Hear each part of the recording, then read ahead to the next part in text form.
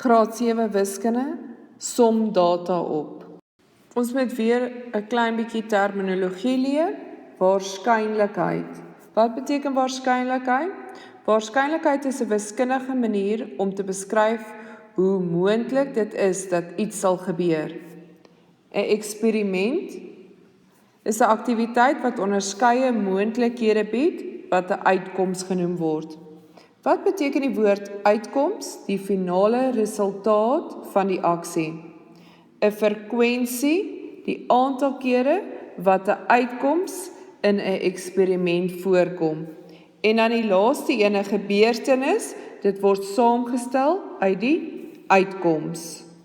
Kom ons doen 'n voorbeeldjie saam van hierdie waarskynlikheid. Ek het hier 'n sirkel, hy's in 4 dele gedeel.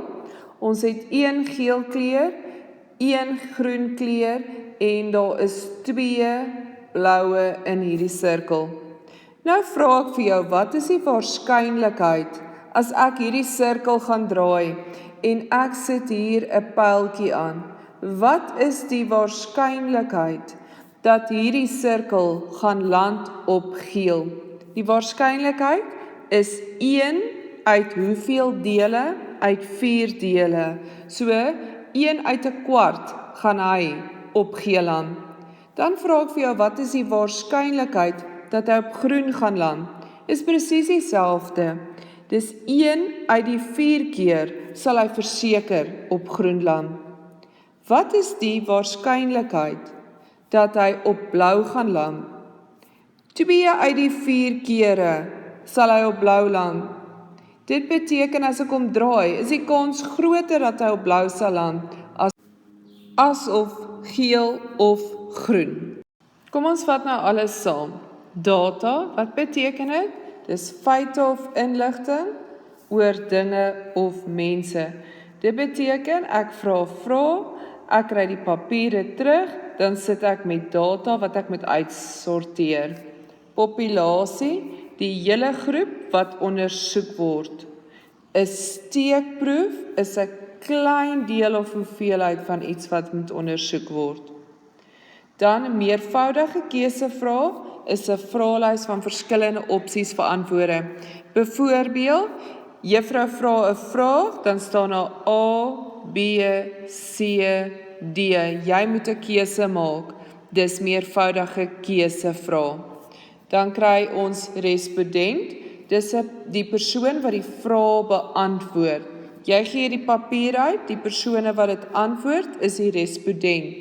Sensus is 'n amptelike telling.